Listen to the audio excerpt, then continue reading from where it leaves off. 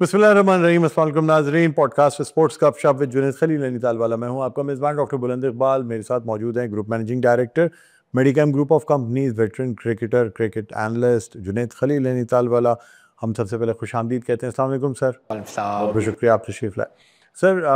हम आज के जो हमारा पॉडकास्ट है नाज़रीन, उसमें हम बात करना चाहेंगे एक तो इंडिया पाकिस्तान मैच जिसमें पाकिस्तान को शिकस्त हुई, उसके साथ साथ कुछ कंट्रोवर्सीज़ ने जन्म लिया।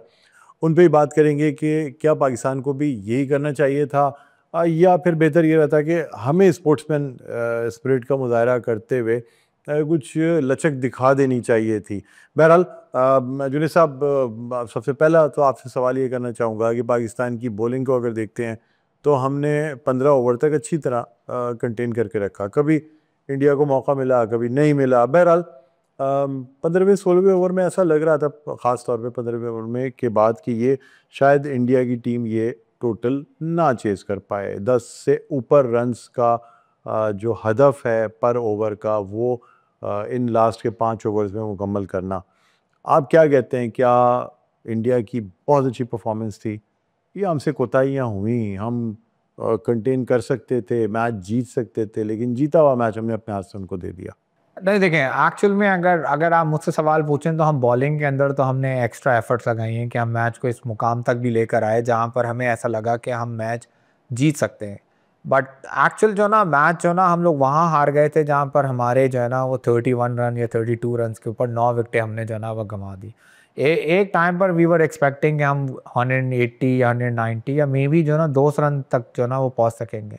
प्लेटफॉर्म जो ना वो सेट हो चुका था, ओपनर्स ने एक्स्ट्रा ऑर्डिनरी खेला हुआ था, जो उनके मेन बॉलर्स थे उनके ऊपर प्रॉपर तरीके से जो ना हमारे जो ना बैट्समैन हाइवर थे।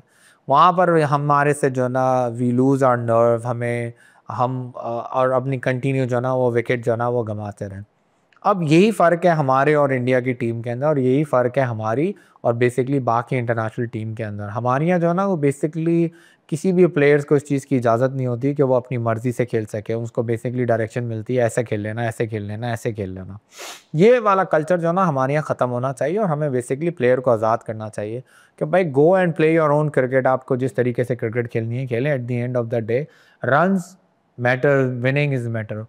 अब आप कंपैरिजन करें इंडिया के बैट्समैन को और हमारे बैट्समैन को, इंडिया की बेंच को हमारी बेंच को, तो आपको खुद अंदाज़ा होना शुरू हो जाएगा कि देयर इज़ नो कंपैरिजन। बल्कि मैं आपको एक और चीज़ बताऊं जो ख़ास तौर पे हमारी एक जनरल पब्लिक जिसको कभी कंपेयर नहीं करती, उनके बजट में और हमारे बजट में। हमारा बजट और उनके बजट में ज़मीन आसमान का फ़र्क है। हम जिस बजट के अंदर ये पाकिस्तान टीम तैयार करते हैं, वो उस बजट के अंदर अपनी स्टेट की टीम जो है ना वो तैयार करते हैं। ये बहुत बड़ा डिफरेंस है जो लोगों को अंदाज़ा नहीं होता। लोग समझते हैं कि आप टैलेंट से जीत सकते हैं, आप अच्छे कोचेस से जीत सकते हैं, आप बट ये सारी चीज़ें भी ज़रूरी हैं, बट इस सारी चीज़ों से ज़्यादा ज़रूरी जो है ना पीछे से होल मैनेजमेंट है, फैसिलिटेशन है। अब इंडियन क्रिकेट जो है ना वो फ्लड लाइट के अंदर आके प्रैक्टिस करती है क्योंकि उसको इंटरनेशनल क्रिकेट खेलनी ही फ्लड लाइट में। हमारी टीम जो है ना वो आके डे लाइट के अंदर जो है ना प्रैक्टिस करती, खेलती फ्लड लाइट में जाके। ये बजट का फ़र्क है, ये फैसिलिटीज़ का फ़र्क है। पर बजट का फ़र्क तो पहले भी था, लेकिन पाकिस्तान परफॉर्म करता रहा। हमने कितने टाइटल्स जीते। पाकिस्तान ने तो अभी भी परफॉर्म किए हैं। अगर आप देखें फाइनल खेलने का मतलब ये है कि वो परफॉर्म करके ही वहाँ पर आके पहुंचे। अगर फाइनल खेलने से पहले तो आपको क्रिटिसाइज़ किया जा रहा था कि your standard is less than Afghanistan. In fact एक टाइम के ऊपर तो अगर आप इंडियन मीडिया देखें तो उसके अंदर तो उन्होंने यूई से भी नीचे आपको लेकर चले गए थे। इनफैक्ट उन्होंने स्टार्ट कंपेयरिंग कि आधे पाकिस्तानी खेल रहे हैं, आधे इंडियंस खेल रहे हैं, हम तो उनको आराम से ये कर देंगे, वो कर देंगे, फलाना कर देंगे। उनके कंपैरिजन के अंदर तो हम तो एशिया की किसी लेवल के ऊपर ही नहीं है। बट अगर आप देखें तो Pakistan perform well. Pakistan beat Afghanistan in tri nation series 2-1। 3 matches हमने टोटल उनके साथ खेले, 2 हम जीते, 1 हम हारे। सही है। हमने श्रीलंका को नॉकआउट किया, हमने बांग्लादेश को नॉकआउट किया, हमने तमाम एशियन नेशन जो बेसिकली मौजूद है उनको नॉकआउट किया। हम इंडिया के अलावा किसी से भी नहीं आ रहे। हम इंडिया के अलावा किसी से भी नहीं आ रहे। तो इवेंचुअली अगर आप देखें तो पाकिस्तान इज ऑलरेडी परफॉर्म। हाँ, जब when it come to India Pakistan match तो there are very few example जहां पर हम इंडिया को हराने में कामयाब हुए। ना आज तक वसीम अकरम साहब ने हराया, ना आज तक जो ना इमरान खान साहब ने हराया, ना आज तक वकार यूनुस ने हराया, ना आज तक शोएब अख्तर जब अपने प्राइम पे थे उन्होंने कभी नहीं हरा पाए। हम कहीं भी नहीं हरा पाए। हम ना आज तक वर्ल्ड कप में हरा पाए। हम T20 के अंदर सिर्फ एक दफ़ा हमने उनको हराया है, जो हम आपका वर्ल्ड कप जीते थे। वर्ल्ड नहीं T20 हम जीते थे।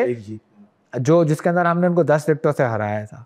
एक दफ़ा हमने उनको फाइनल के अंदर चैंपियंस ट्रॉफी में हराया। तो हमारी बहुत रेयर एग्जांपल है कि हम इंडिया को हराने में कामयाब हो गए। तो जितने भी एक्सपर्ट बैठे हुए तकरीरें करते हैं कि इवन अगर आप बासित अली की एग्जांपल लें तो उनके दौर में भी हम इंडिया को जो ना वर्ल्ड कप में नहीं हरा सके थे। तो जितने भी आईसीसी इवेंट्स होते हैं, एक ज़माना वो भी था जब कलकत्ता में सलीम मलिक ने रन्स मारे थे और इंडिया को इंडिया में हरा के आए थे।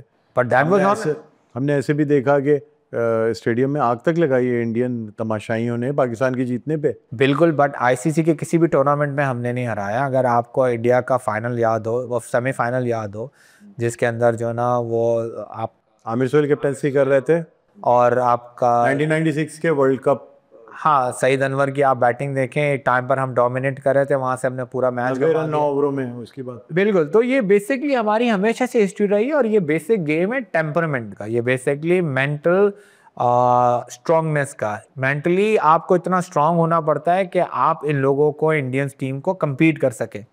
आपने मैच देखा, आपने मैच के अंदर दरमियान में ही देखा किस तरीके से क्राउड शोर कर रहा था, लूजर्स लूजर लूजर। वहां पर पाकिस्तान टीम का टेम्परामेंट कायम रखना, I think it's a big deal. मुश्किल काम था। मुश्किल। अच्छा सर, अब बात करते हैं थोड़ी सी हारिस की बॉलिंग के ऊपर। एक तरफ तो उनको रन्स पड़े, ठीक है, किसी भी फास्ट बॉलर को पड़ सकते हैं।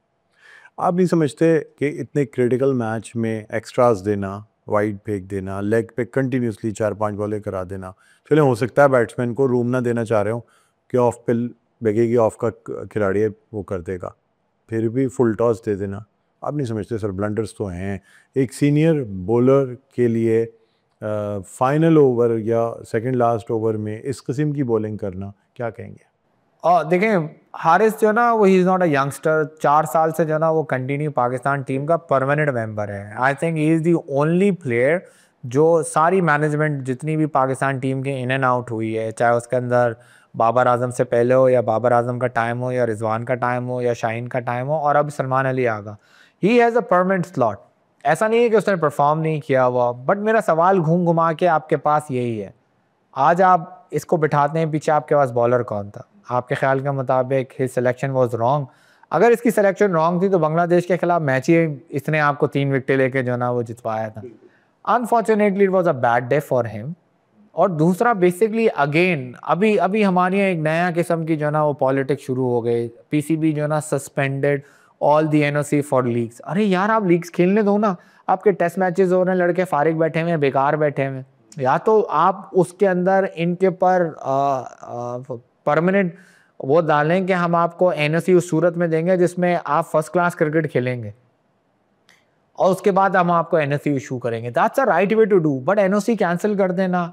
अब आप ये कॉन्ट्रैक्ट्स हुए में दुनिया की जितनी भी लीग्स हैं, इनकी मैनेजमेंट ये सोचती है कि यार हम पाकिस्तानी प्लेयर को साइन करें या ना करें। हम साइन करते हैं, जैसे अभी बिग बैश होने वाली है, उन्होंने बाबर आजम को साइन किया। ऑफकोर्स बाबर आजम के पास एनओसी थी, तभी तो उसने जो ना वो जाके एग्रीमेंट किया। आपने आगे उसकी एनओसी कैंसिल, हमारा ट्रस्ट खत्म हो जाता है दुनिया पर से। लीग का ट्रस्ट खत्म हो जाता है हमारे प्लेयर्स के ऊपर। अब जब आप लीग्स खेलने के लिए जाते हैं तो आपको एक्सपीरियंस मिलता है। आज अगर बाबर आजम ऑस्ट्रेलिया में जाके लीग खेलते, आज साइम अयूब जाके ऑस्ट्रेलिया में लीग खेलता, तो जिस वक्त पाकिस्तान टीम ऑस्ट्रेलिया का विजिट करती तो फ़ायदा होता ना हमको। बट हम वो फ़ायदे ही नहीं देखते। हम बेसिकली अपनी अना के ऊपर बैठे हुए थे। I think randomly we took that kind of a decision on a one man show. That's basically the wrong. हमें वन मैन शो खत्म करना पड़ेगा। The spokesman will be right, but there should be a conference room जिसके अंदर basically लोगों को बिठाना पड़ेगा, एक्सपर्ट्स को बिठाना पड़ेगा और उनको जो है ना वो ये बताना पड़ेगा कि हमें क्या ऐसा काम करना चाहिए। और हमें ये बताना पड़ेगा कि जो इवन आपके पीसीबी के चेयरमैन हैं, उनके भी गलत डिसीजन हो सकते हैं। नाज़ुबिल्लाह, वो कोई फरिश्ते नहीं लगे हुए कि जो वो गलती नहीं कर सकते। तो उनको भी बताना पड़ेगा कि भाई ये जो आप डिसीजन लेते हैं वो गलत डिसीजन है, ऐसा नहीं लेना चाहिए। हमें at the end of the day personal नहीं होना पड़ेगा। हमें इस सेक ऑफ पाकिस्तान क्रिकेट के बारे में सोचना पड़ेगा। हमें पाकिस्तान प्लेयर्स के बारे में सोचना पड़ेगा। हमें पाकिस्तान के अंदर मौजूद ग्राउंडों के बारे में सोचना पड़ेगा, जिसके लिए हमें हायर किया जाता है। पीसीबी का चेयरमैन हायर इसी चीज़ के लिए होता है ना। तो वो उन सारी चीज़ों के बारे में सोचना पड़ेगा और हमें वो जॉब करनी देनी पड़ेगी, रादर देन कि मुझे एक दिन ख्याल आया कि हम एशिया कप के अंदर हार गए और मैं टक करके सुबह सबकी एनओसी जो है ना वो कैंसिल कर देता हूँ। ठीक है। अच्छा सर, मज़ीद आपसे गुफ्तगू करेंगे और ये भी जानेंगे कि जिस तरीके से क्लोजिंग सेरेमनी में जो कुछ हुआ, जो आज तक कभी ऐसा हुआ नहीं था, क्या यही रिवायत चलती रहेगी? कैसी तरीके से अब इंडिया पाकिस्तान की क्रिकेट ख़त्म हो जाएगी? लेकिन एक छोटा सा वक्फा लेना है नाज़रीन, एक वक्फे के बाद दोबारा भी खिदमत में हाजिर होंगे। कहीं ना जाइएगा, देखते रहिए स्पोर्ट्स गपशप विद जुनैद खलील नैनीताल वाला।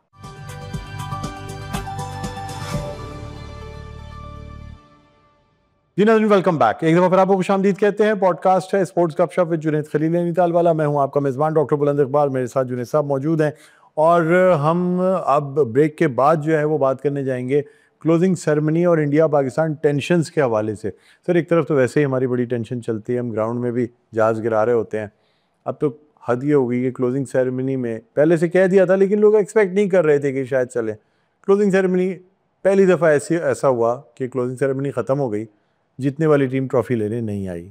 बात सिर्फ ये थी कि उन्होंने कहा हम मोहसिन नकवी साहब से ट्रॉफ़ी नहीं लेंगे, जिनके पास 2 पोर्टफोलियो हैं, he is interior minister as well और वो पीसीबी के चेयरमैन भी हैं। लेकिन मोहसिन नकवी साहब ने भी किसी किस्म की कोई लचक नहीं दिखाई। उन्होंने कहा जी ठीक है, अगर जीतने वाली टीम ना लेना चाहे तो कोई बात नहीं, बगैर सेरेमनी के बाद में ट्रॉफ़ी भेज दी जाएगी। क्या कहेंगे सर, जैसे ठीक था या स्पोर्ट्समैन स्पिरिट का मुजाहरा करते थे? बोलते ठीक है चलें, हम कम से कम वो काम नहीं करेंगे जो भारत का जो ये चेहरा है जो वो अपना दिखा रहे हैं, हम वो काम नहीं करेंगे बदले में। नहीं, आई थिंक स्पोर्ट्समैन स्पिरिट तो जो ना इंडिया ने उसी दिन से दिखाना शुरू कर दी थी जिस दिन उन्होंने प्लेयर से हाथ हैंडशेक नहीं किया।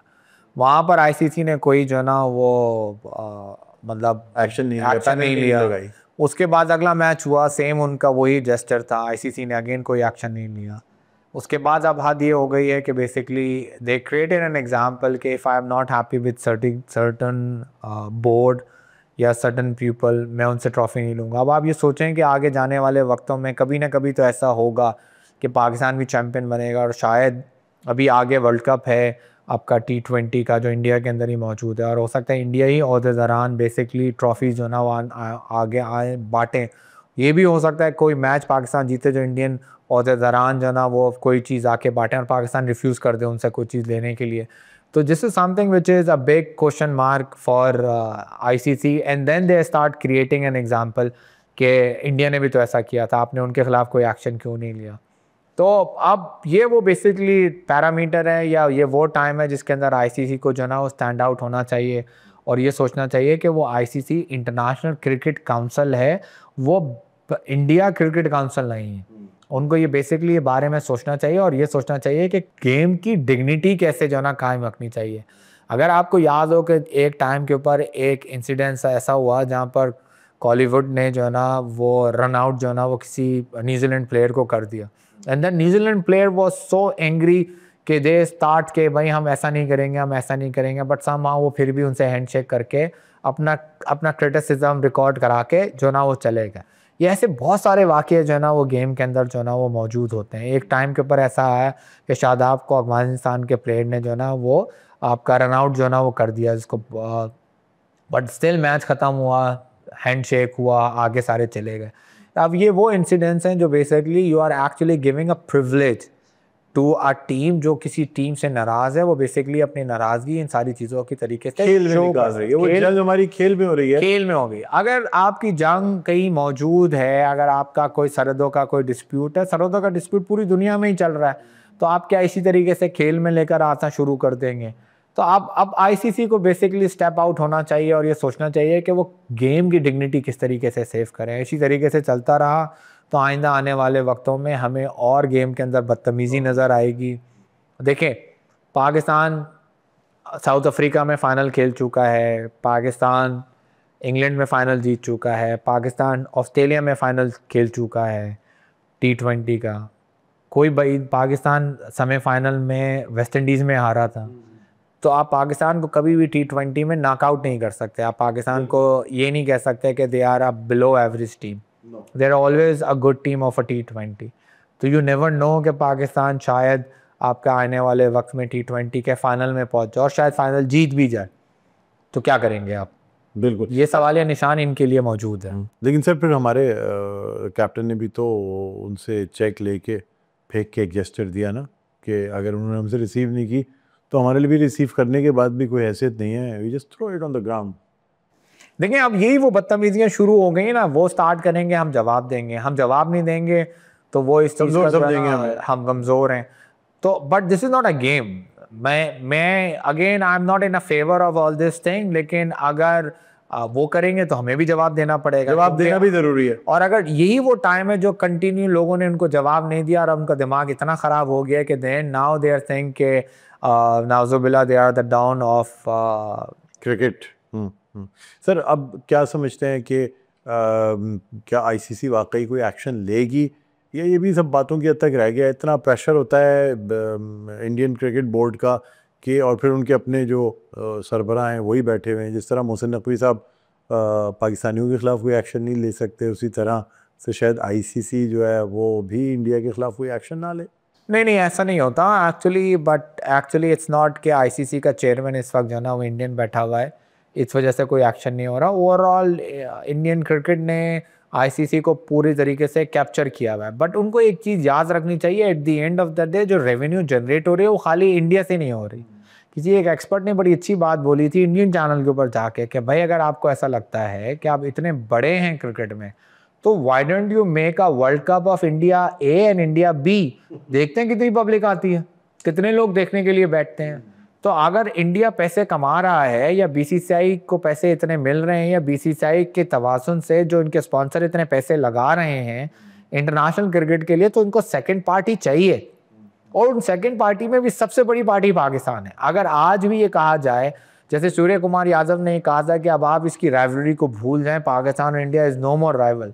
अगर वो राइवल नहीं होते तो इतनी बड़ी आई बॉल जो है ना इंडिया और पाकिस्तान के फाइनल में नहीं आती, इतने लोग बैठे हुए नहीं होते, इतना ग्राउंड भरा हुआ नहीं होता, और इतने इंडियन बेताब नहीं होते जाके ग्राउंड के अंदर मैचेस देखने के लिए। तो यस, पाकिस्तान क्रिकेट एंड और international cricket is very important to furnish BCCI.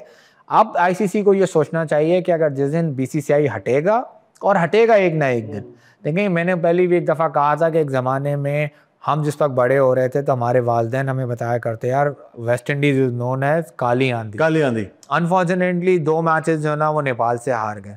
तो जिसको जिसको उरूज है उसको ज़वाल। सवाल भी है। तो आप ये कभी ज़िंदगी भर हम ये तसव्वुर नहीं करेंगे, ये नहीं सोचेंगे कि इंडियन क्रिकेट हमेशा ही डोमिनेट करती रहेगी, उनका ज़वाल भी ज़रूर आएगा। और जब ज़वाल सर आएगा आया है बाज़ दफ़ा, आपको याद होगा 83-84 मिनी वर्ल्ड कप के बाद बड़ा गुरूर आ गया था इंडियन टीम में। उसके बाद इंडियन टीम ने ज़वाल भी देखा कि वो सेमीफाइनल या फाइनल्स तक भी नहीं पहुंच पाते थे, जबकि पाकिस्तान टीम कंटिन्यूसली 87 और 92 में परफॉर्म करके 92 में कप उठाया। अच्छा सर, अब चूँकि प्रोग्राम का वक्त अपने अख्ताम के करीब है, क्या मैसेज, क्या पैगाम देना चाहेंगे आप आवाम को जो इतने दिल बर्दाश्ता हुए, या जिस तरीके से लोग ज़िंदगी मौत का मसला समझ लेते हैं इंडिया पाकिस्तान मैच को? हर दफ़ा हम मायूस होने के बाद जब दोबारा से मैच होता है, उसी जोश व खरोश से स्क्रीनें लगाते हैं, घर पे बैठते हैं, हर चीज़ छोड़ के हम क्रिकेट के साथ जुड़ जाते हैं। क्या कहेंगे आप?